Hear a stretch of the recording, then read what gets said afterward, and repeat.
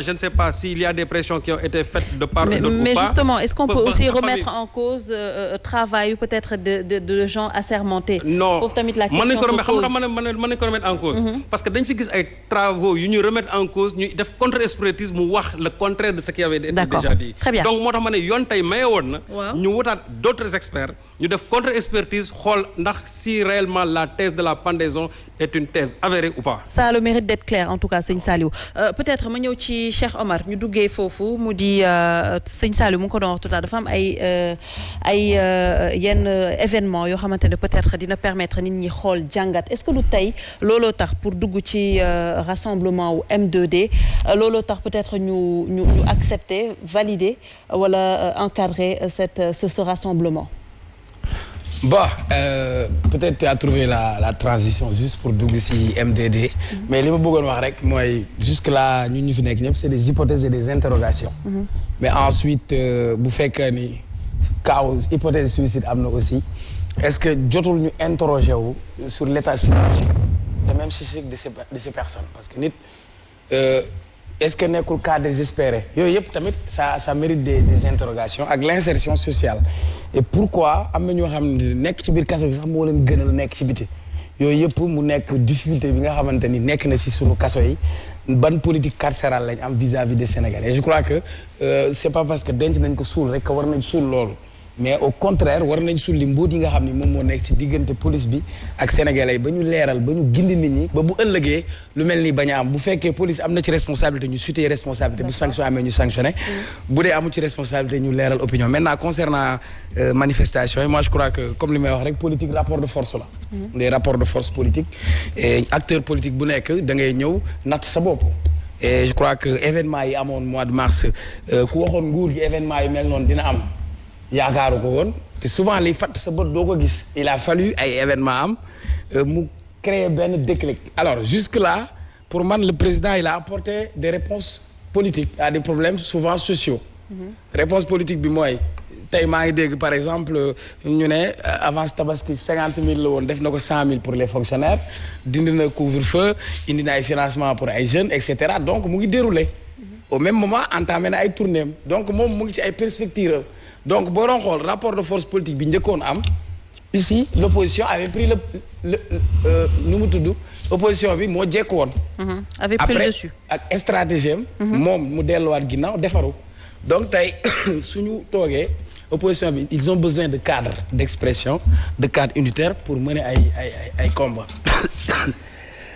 maintenant je reviens vers toi gis nga mu ngi noonu alors ma ñëw ci monsieur le maire naka ngay analyser justement ce rassemblement du M2D mais déjà ci forme bi ci fond bi ñu ngi ci gis benn opposition boo xamante ne on va dire rapproché wu nañ di laaj ñoom ñëpp également ku ci jël kàddu peut-être amaana wax nga ko muy rassemblement boo xamante ne peut-être def benn large front wala large coalition de l'opposition. tey bu ñu ko deful perte nañu. donc dinaa wax sax ci li nga ma laaj mais dafa am lu ma la fàtte wax sànq ci li ma la doon wax gis nga bu la yàlla nattoo ba nga fekkee ñi jógee commissariat ñu leen di dugal rëbës am na loo xam ne du cër dañ leen di rangale nii comme ay xar genre mini cabine yoo xam ne say moroomu dem def la taatu neen loolu war nañ ko seetaat daal man daal loolu rafetlu ma ko yaakaar naa ni ki nga xam ni actuellement da nga ko def garde à vue wala nga yóbbu ko jugé guñu ko kon xëy na li nga ko yaakaaree sax defagu ko kon waroo ko toroxal dès le départ man summi boobu parce que ni ñu koy summee dagg say téere dagg say rasta sànni lépp def la taatu neen say moroomu dem ñi taxaw di la séen war nañu joxante cër daal ndax kuñ ko def ku ne rek ëllëg mën nañ la koo def te yaakaar naa ni képp koo xam ne tey yaa ngi yor réew mi xëy na suba mën ngaa nekkaat opposition mën nañ la ko defaat yooyu war nañ koo changer li ko waa ji waxee jamonoy colon la woon ci li nga ma laaj léegi nag opposition bi bu dajaloowul perte nañu tey loolu kese moo leen mën a dimbali ñu dellu si ndax élection yu ñu jëm élection locale yi primaire la de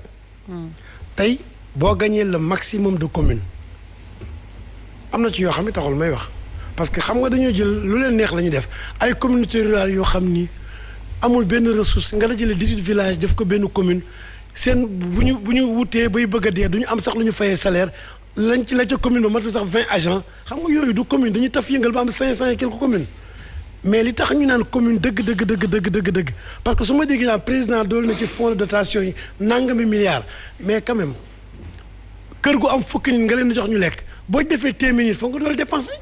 xam naa dinañ duggaat ci waxu élection locale mais ci opposition boobu ma lay wax léegi nii. ci seen maag Bougane Gueye danañ ko doon wax léegi. ndax maag moom def nañu meeting bu mag Medina léegi. yaakaar naa ni tey ci loolu la ñu nekk opposition bi nañu fàtte sunu ay bopp. xam nga tey lan moo tax opposition bi jafe parce que ku nekk sa bopp ngay gis ku nekk yaa bëgg a jiite fu nekk. guerre de leadership. waaw mais il faut ñu nangu lenn.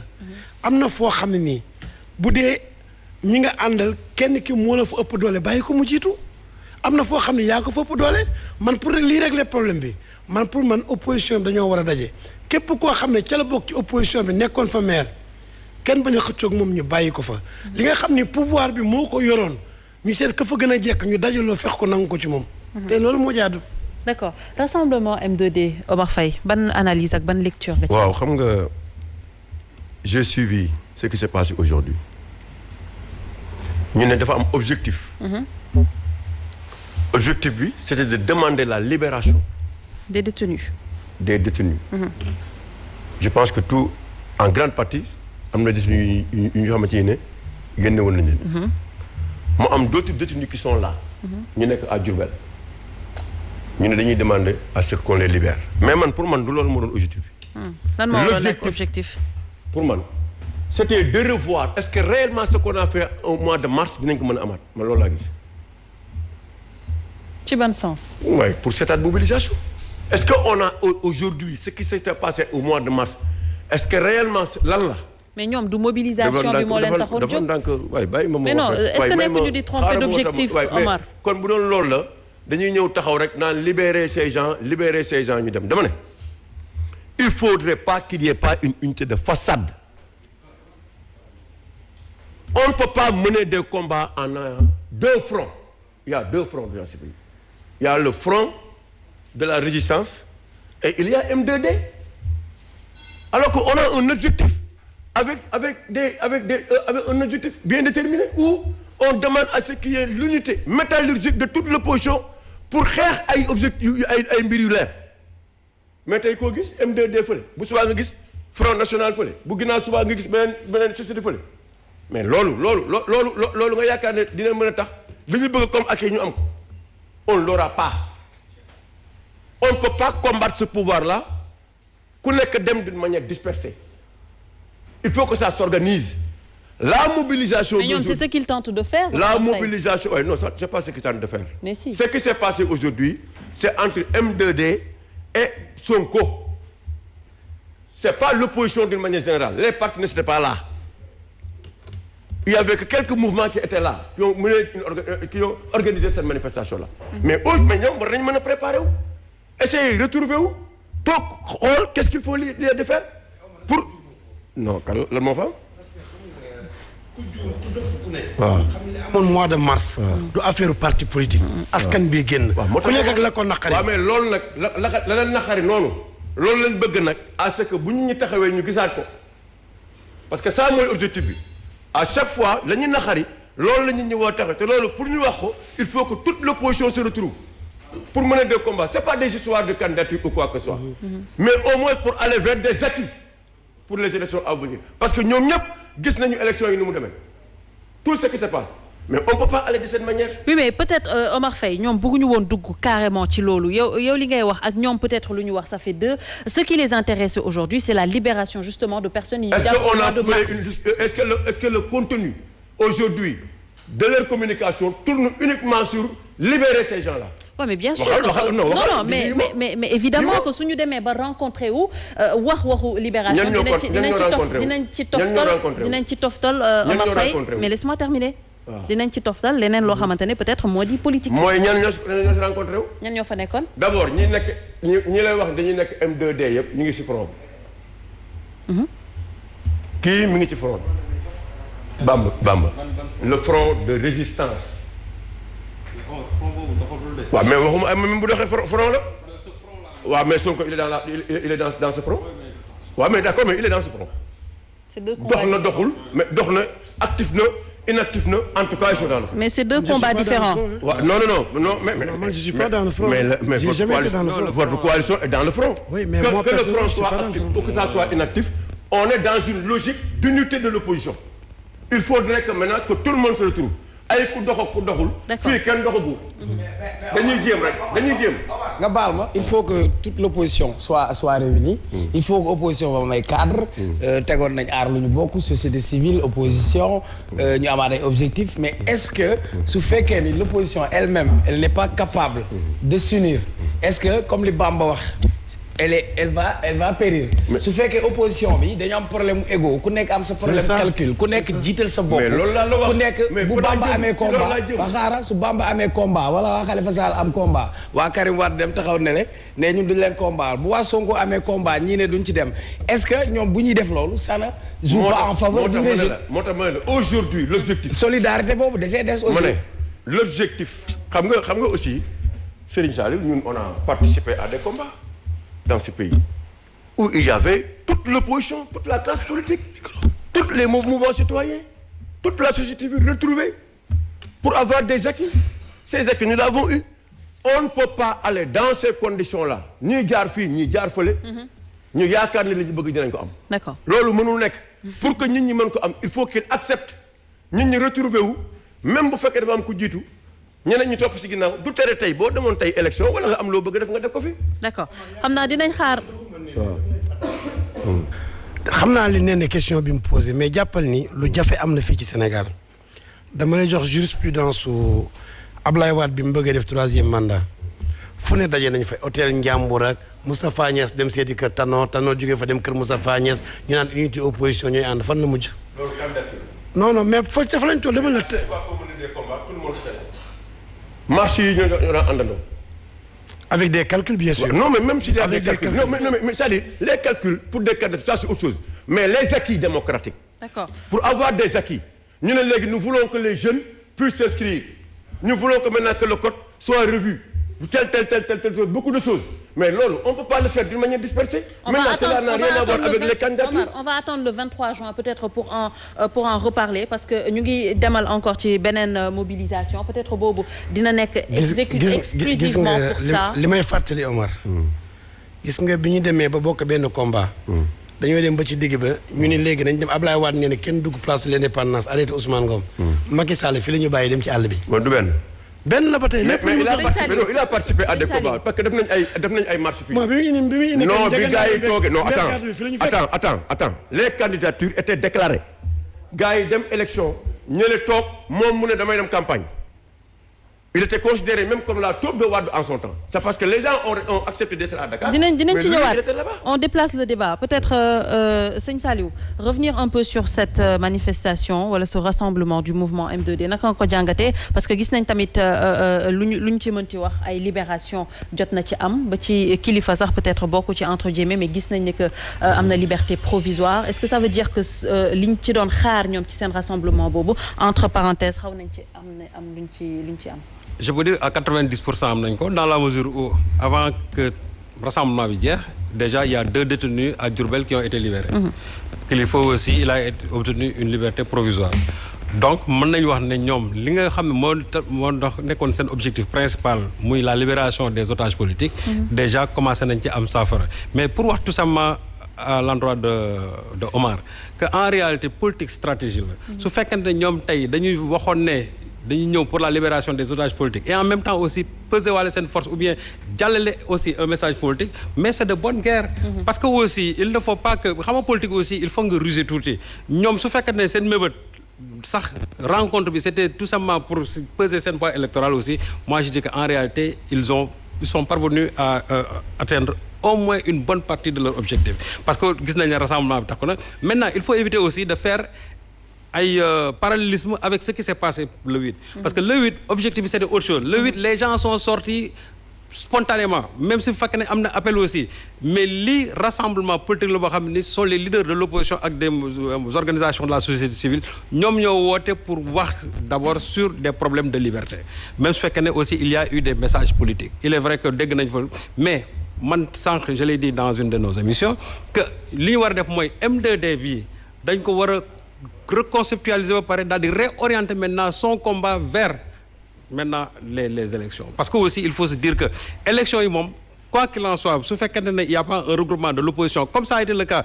en 2009 et en 2014 parce que 2009 gis nga avec le Benno Siggil Sénégal ce que ça a donné 2014 gis nga ce que ça a donné avec Taxawu Dakar et je crois que yooyu ce sont des expériences yoo xam ñoom xam nañ ko de sorte que tey bu ñu jëlul par exemple l'expérience de ces 2 dernières élections locales reconceptualiser li nga xamante ne moom moo nekk au sein du mouvement M2D def ko une force électorale en réalité ñoom du ñu dem et je suis sûr et certain que ña fa nekkoon tey que ça soit Bougane Gueye Dany que ça soit Ousmane Sonko que ça soit les autres leaders de l'opposition ñoom Bamba Fall ñii je sais que ils sont conscients aujourd'hui que ne ñoom suñu réunirul seen force yooyu du ñu dem maintenant le front bi ngay wax noonu front de résistance boobu dafa indi toujours ay problèmes dans ce pays parce que front boobu gis nañu en réalité ña fa nekkoon ñu ci bëri en ay tobu Macky Sall lañu woon ça a amené l'échec des législatives en est-ce que c'est pas trop fort de parler de top de mais c'est vrai c'est la preuve gisal li am par la suite comment se fait-il que une alliance électorale au dernier moment pour des questions de leadership ñu tas ko ba pare tas ko daal di dem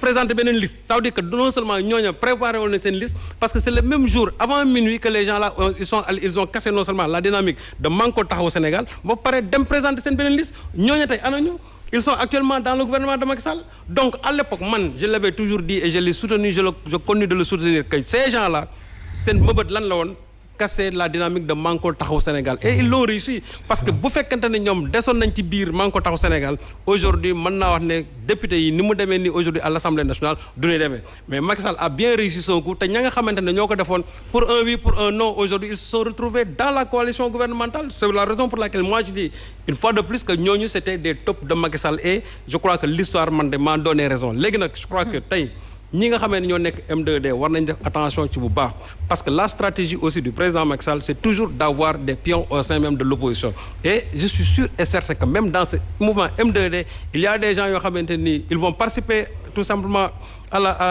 au rassemblement mais ce soir boo demee toog boori palais di nga leen gis ñu jaar ci ginnaaw aussi pour aller rendre compte au président mais c'est vrai mais là aussi je dis que c'est la stratégie du président de la République mais ñi nga xamante ne ñoo nekk tey mouvement M2D ñoom ñoo war écarquiller seeni bët xool réellement qui est avec nous et qui n'est pas avec nous et je crois que tey bu ñu amee jàngat ci li nga xam ne moo fi amoon ci élection législative yi mujj war nañ def de sorte que au dernier moment ñoom du ñu am ay gàllankoor pour mën a remporter l'essentiel des communes parce que li ci am solo tey mooy faire tout pour avoir les grandes communes. Les petites communes là c'est vrai c'est pas négligeable mais les grandes communes tey c'est-à-dire les on va en reparler ci élection yi plus symboliques c'est là où je crois que l'opposition doit mettre le focus. Maintenant est-ce que le PDS qui est l'ossature en tout cas la colonne vertébrale du front bi ngay wax du FRN est-ce que ñoom dinañ ñëw fekk ci gars yi c'est la problématique maintenant. dinañ ci ñëw qu'est-ce qui nous manque en un mot xam nga qu'est-ce qui nous manque en un mot il nous manque un Abdoulaye Wade d'avant 2000 et un Amath Dansokho d'après 2000 un dénominateur commun. On va essayer d'analyser ça tout à l'heure professeur ma bàyyi la très rapidement nga wax ci ce rassemblement laata ñuy dugg nag ci élection yi dalal en même temps suñu second invité. waaw xam nga je commence à constater que je ne sais pas est-ce que c'est par esprit républicain wala par ruse mais que ni manifestation yi ngi fiy def yëpp ñu ngi koy autoriser génn nañ fi contre borom ñaari tur yooyu soutien Palestine ak bu gaay yi Kaolack waaw mais ñu ngi progresser je dis vive la République parce que xam nga quand les philosophes pensaient la République daf ci am benn philosophe bu wax dara mu ne il faut toujours allier ce que le droit permet avec ce que l'intérêt prescrit afin que la justice et l'utilité ne se trouvent point divisées utilité bi mooy peuple bi am nañ soxla am nañ lu ñu war a wax dañuy dem wax ko justice bi mooy ñoom ay citoyens lañ loi constitution moo leen ko may ñu appliquer ko bàyyi leen ñu dem def ko jàmm na ñooy parce que ñi fi analyser yëpp gis nañ ni en général su ñuy def marche wala mobilisation nga aaye ko force bi ak xaalis bi ak énergie bi ak risques yi ak mort yi ciy am c'est 1000 fois moins important que soo ne woon na dem parce que jàmm na ñooy te réew mi nag moomu ko kenn moomu ko des na ay at fii le président de la République à partir de février 2024 palais de la République su fa bëggee dugg su amul autorisation benn gendarme moo koy wax taxawal te day taxaw. parce que il est un locataire réew mi moomuñu ko ñëpp ñoo ko bokk. mais ce que les gens sont en train de faire man j'applaudis nañu encadrer moytu la violence. par rapport à ce que Omar Faye dit je ne suis pas d'accord parce que texte Omar dafay am li ñuy laaj élèves yi nga joxe idée générale bi mais dafay am aussi ay idées secondaires. man je pense que du point de vue de la dynamique de la communication politique et citoyenne. mënuñoo wax ni dañu dajee parce que dañoo bëgg comme objectif nañu libérer ay nit taxaw rek yam ci. ça ne se passe nullement comme ça partout il y a des digressions parce que dynamique humaine moo mel noonu il fallait que ñu wax ko loolu pour man grawul cependant li Omar Faye wax aussi am na loo xam ne d'accord naa ci mooy opposition de façade bi. loolu c'est très dangereux xam nga lan moo tax muy am opposition de façade Bamba gis nga suñu maam Dabba Abdoul Aziz zéro faute yàlla na ko yàlla may leer ak képp ku mu bokkal ak képp ku ko xam si je ne m'abuse c'est en 97 dafa dajale fii ci Chawiya El Hadji Malick Ba baayam bu baax ba les grands ténors de l'opposition du PS je crois que il y avait Medoune Fall il y avait le grand ministre de l'intérieur Samba Dieng Madiang Khary Dieng il y avait Djiboka yàlla leen yàlla yërëm ñoom ñëpp mu ne leen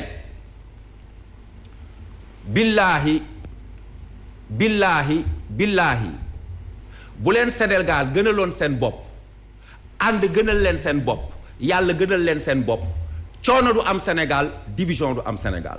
c'est parce que en réalité du ma wax ñëpp parce que ce pays a connu des Cheikh Anta Diop. ce pays a connu des Mamadou Dia. ce pays a connu des ñeneen ak ñeneen ak ñeneen Cheikh Ablaye Dièye ak ñeneen mais en général politiciens yi ñi ci bëri ñëpp benn intérêt individuel poste ak oto ak xaalis c'est-à-dire le pouvoir pour le pouvoir et les aléas